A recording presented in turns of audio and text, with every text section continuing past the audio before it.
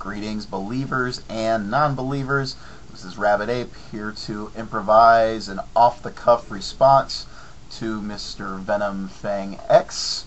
Notice that I am using no foul language, no personal attacks, etc.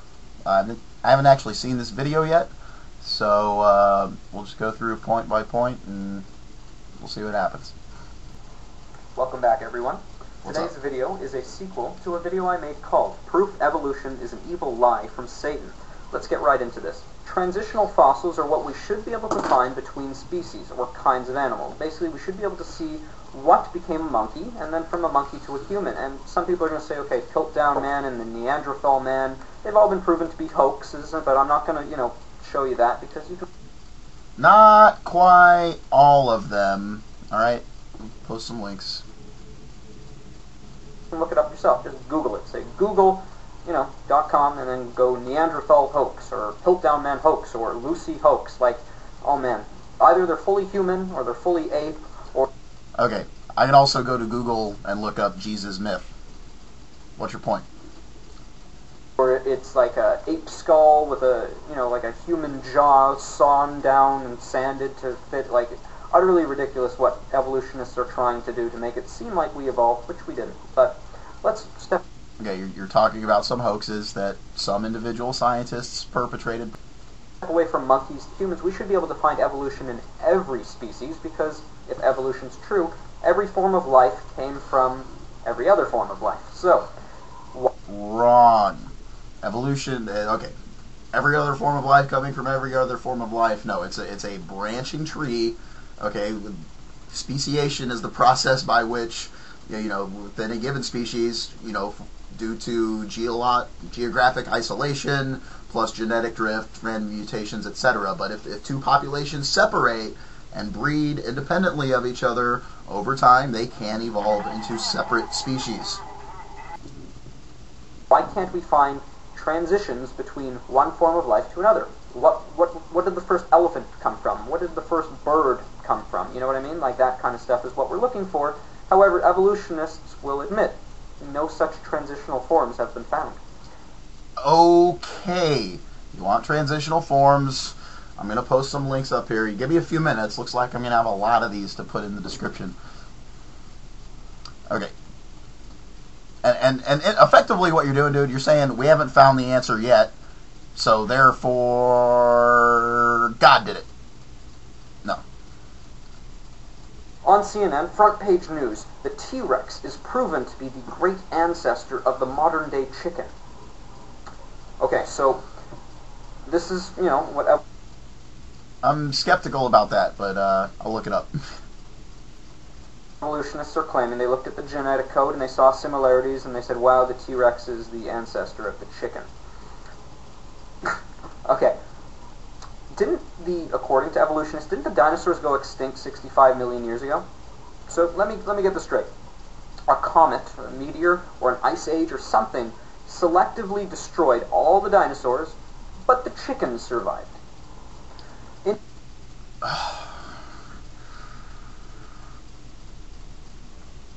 Okay. Alright. Mass extinctions occur. Okay. The event that killed the dinosaurs, it's accepted that it was a meteor that fell down, and yeah, totally screwed up the weather, etc., etc., etc. Killed off the dinosaurs. Okay, dinosaurs, generally speaking, really, really big creatures. Okay, the extinction of the dinosaurs freed up the ecological niches, which that's N-I-C-H-E, not the German guy. The ecological niches. They were allowed to be, that allowed mammals to spread out and diversify. At that point, most, or maybe all mammals at that point were shrew-like creatures, little tiny rodent things. Yeah. In his book, Origin of Species, Darwin himself admitted that at the time of writing, the fossils discovered made it look like a series of acts of creation between each main order of life. Although he urged people to look for links between them, he also admitted that if no such links were discovered, then his theory would be incorrect. Okay, transitional fossils have been discovered. Okay, what you okay, I'm generalizing here, okay, but well, you specifically, you seem to expect us to know, to be able to find every single fossil of every creature that's ever lived, okay? Like, you talk about gaps in the fossil record, okay? If we've got creature A over here, creature C right here, okay, let's say we find a transitional fossil that's right in the middle, okay? So we've got a gap, find a transition, now there's 2 gaps, okay? Like, this is a ridiculous argument, okay? Most animals do not leave fossils behind. And even if they did, we still haven't dug up every square inch of the earth yet to find every single fossil that's there, assuming they haven't been destroyed in the process. So, It therefore makes no sense whatsoever that man should unearth thousands of fossils every year representing highly developed and sophisticated life forms, and yet mysteriously there are no intermediates, no half-developed life forms discovered between layers. No. Okay, if a half-developed creature was born or hatched or whatever, it probably is not very likely to leave behind a lot of offspring, okay? So if a mutation like that occurs, it is selected against, so it makes sense that we see the complete species. Something else that a lot of folks don't seem to understand is every species is a transitional species, okay? Or every creature is a transitional creature. You are a transitional creature between your parents and your children, okay? Your parents are a transitional creature between you and your grandparents, okay? The only difference here is we're talking about millions or billions of generations, so... No matter how much digging around we do, there really is no back door away from this issue. In fact, so much of evolution's credibility depends on this starting issue. Nothing in this belief system even begins to carry any weight whilst the anomaly exists. Okay, we got molecular evidence, or excuse me, molecular genetic evidence, migratory patterns, continental drift, the portions of the fossil record which we've discovered thus far, all points towards evolution. Let's let the evolutionists put their own feet in their mouths. Charles Darwin, the guy who supposedly invented evolution, it was Satan, but this is the first man who actually appropriated the theory. Didn't God make Satan? So anything that Satan made is kind of made by God, if God's real, which I don't think he is. Okay, that's okay. How can an all-powerful God? No, you know what? I'm not even going to go there because you're going to talk about free will. Charles Darwin was worried that the fossil record did not show what his theory predicted. Quoting from Charles, "Why is not every geological formation and every stratum full of such intermediate links? Geology assuredly does not reveal any such finely graduated organic chain, and this is the most obvious and serious objection which can be urged against the theory." Fortunately, science proceeds. As we discover new facts, we incorporate them into the existing theory. If the theory does not match up with the facts, the theory is abandoned or changed. That's the nature of science. The late Dr. Colin Patterson, senior paleontologist of the British Museum of Natural History, wrote a book, Evolution. In reply to a questioner who asked about this very same issue, about transitional fossils, he wrote, this is quoting Dr. Colin Patterson, "I fully agree with your comments about the lack of direct illustration of evolutionary transitions in my book. If I knew of any, fossil or living, I would certainly have included them. I will lay it on the table. There is not one such fossil for which one could make a watertight argument." A renowned evolutionist named Stephen Jay Gould wrote, "The absence of fossil evidence for intermediary stages between major transitions in organic design, indeed our inability, even in our imagination, to construct functional intermediates in many cases, has been a persistent and nagging problem for gradualistic accounts of evolution." Poor baby. Okay, Stephen Jay Gould, at the time, I don't know if he still held this up to the point of his death, but as opposed to gradual changes in a uniform kind of sense, he was an advocate of the theory of punctuated equilibrium, I believe. I might have that part mistaken. at any rate, okay, it's really cute how you talk about evolutionists that have these problems with the theory, but they're still evolutionists. Think about that. There's a man on YouTube named Rabid Ape, and he claims that we can use retroviruses to prove that we came from apes. If you haven't heard what a retrovirus is, it is a dormant virus within our DNA which we pass to our children, which we inherited from our parents. We can use it to trace the fact that we all came from the same origin. However, apes have the same retrovirus as humans. And I guess that proves we came from apes, right? We have ears. Apes have ears. Maybe we came from apes. It's more correct to say that we share a common ancestor. That's what you guys don't understand, okay? It's not that literally a monkey or an ape gave birth to a human being, okay? We started at one point, we were the same species, you know, we being our ancestors, okay? At some point, the tree of life split off into another branch. We went this way, apes went that way, all right? I mean, I guess it never occurred to Rabid Ape that we are both land-dwelling creatures, that we both occupy the same air, we have largely the same diet. I mean, maybe, just maybe, we contracted the same virus. Okay, but all that stuff that you talked about points towards us having a common ancestor. Your theory is stupid, and I can't wait. Your theory is poof. God did it. Wait to see the look on your face when you meet God on Judgment Day and he tells you how many people you led astray. The look on your face is going to be priceless, and probably look something like this. Right. Threaten me with hellfire. But, dude, alright, if I have an imaginary baseball bat and I swing it at your head, is it going to scare you? Or this. Or this. That's real cute. On a more serious note, let's talk about fossils and how you make a fossil. You can only make a fossil if you bury it under a lot of pressure.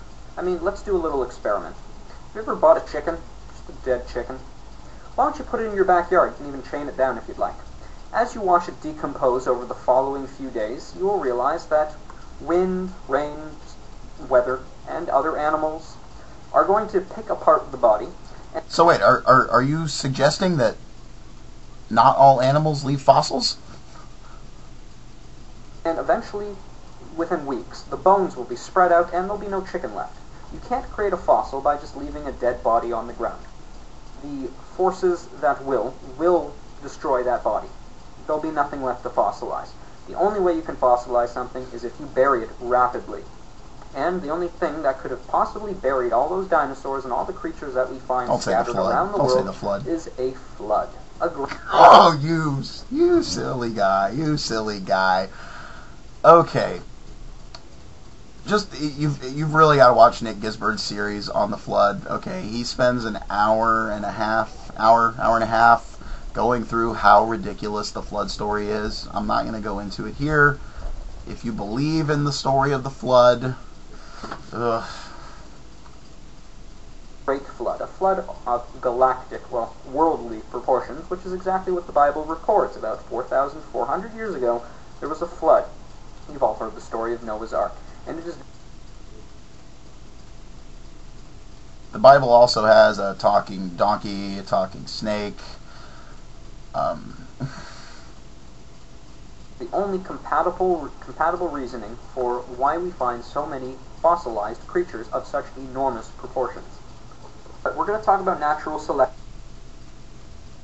for a bit, and then we're going to talk about vestigial organs, which I touched on proportions, which is exactly what the Bible records. About 4,400 years ago, there was a flood.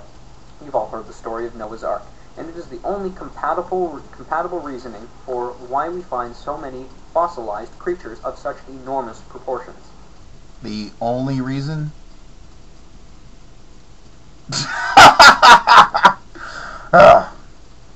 But we're going to talk about natural selection for a bit, and then we're going to talk about vestigial organs, which I touched upon in my earlier video. Natural selection. A according to its name, can only select. That's why it's called natural selection. Very good. Nothing new is ever added to the genetic code through natural selection, yet evolutionists will claim that evolution works through natural selection. Natural selection acting upon mutation. Evolution is the non-random survival of randomly varying individuals. That is a lie. I have a cat behind me. I think you can see it. It's an orange and white cat. Its parents were probably orange and white. Not necessarily. Have you heard of recessive genes? Perhaps the mother was white and the father was orange. I don't know. What happened was, the natural selection took the orange and the white and created my cat. That is not natural selection. That is sexual reproduction. Natural selection would be if the cat had multiple offspring who were all different, right? Right? You're different from, if you have siblings, you're not exactly like them, unless you're a twin, okay? But, yeah, natural selection is the non-random survival of randomly varying individuals, plural. He didn't turn out purple. There was no purple to work with. So, natural selection can only select from what is already there, thus its name. Nothing new is ever added, thus... Wrong. All right, I'll post some links about genetic information, okay? You're not making any sense. Evolution could not possibly come through natural selection. It's never been observed. New information... Natural selection plus mutation. Cannot come from simply selecting from what is already there. Allow me to give you an example. If I take a CD and I copy it, and then I take the copy of the CD and I copy that, and then I copy the copy of the copy, and copy the copy of the copy of the copy, and do that unto the 100th or 1000th generation, you're not going to be able to read the CD anymore. It's the same if you take a photocopier, photocopy a piece of paper, photocopy it, and then photocopy the photocopy, and photocopy the photocopy of the photocopy. Eventually it just fades out. We are losing information. We are inferior. You're forgetting about mutation. Once again, just watch the video. To how our parents were and how their parents were. We are getting worse and worse. We're not getting better and better, which is... We are? We're getting worse?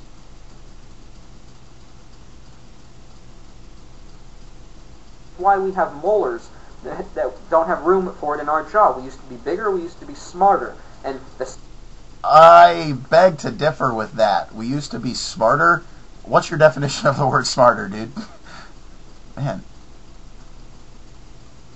Vestigial organs, which we were just talking about, are not proof of evolution, they're proof of devolution. Losing an organ is not evolution, it's losing. So, let's tie up some loose ends. I'm not even going to touch that. I'm going to end this video with an address to Satan. Kind of strange, but yes, I'm talking to Satan. I know he's watching. Alright, dude, you're talking to an imaginary, fictitious being. Just thought I'd let you know. This video. He hates when I talk about how much I hate his theory and expose it for what it is. And I have seen the venom of demonized people trying to attack me in all kinds of ways. I'm not even going to show you guys. In fact, I censor my comments so you can't see what I have to put up with. That's why you censor your comments. I see. So if I don't, you know... However, if you go to some of the other videos, the video responses I get where people comment about me openly, you'd think that I, was a murderer or, or worse. Or a liar or a hypocrite, but, So, I've done nothing to justify the kind of bitter hatred that I get towards me. It's utterly ridiculous, all because I'm telling people that they didn't come from monkeys, that there's a meaning to life, and that God is going to judge the world in righteousness. Okay. I still don't understand how you make that leap there, okay? Just because our ancestors were ape-like doesn't mean there's no meaning to life. I don't believe in God. I love a good meal. I love a good movie. I love my family. Life is what you make of it, all right? And if you think there's such a thing as an absolute morality, you're wrong, dude, all right? I'm not going to get into that in this video. If you want me to make one about that, I'll be happy to. Post a response to this one. Watch me approve it. they can't handle that. And I can understand, I used to believe in evolution. I used to think, I was my own God and I could make my own... What does that mean? I am my own God. You don't understand. As an atheist, it's not that I'm putting a big middle finger up to your God. Okay, I've made that gesture before, but it's really a joke. Okay, we don't believe, I'm speaking for myself. Okay, I do not believe in the existence of a God or gods, as most people would probably define the word God. All right. It's not that we're angry at him, okay? We're not rebelling against him. We're not rejecting him. We don't think he exists, okay? Do you reject the Tooth Fairy? Do you reject the flying spaghetti monster?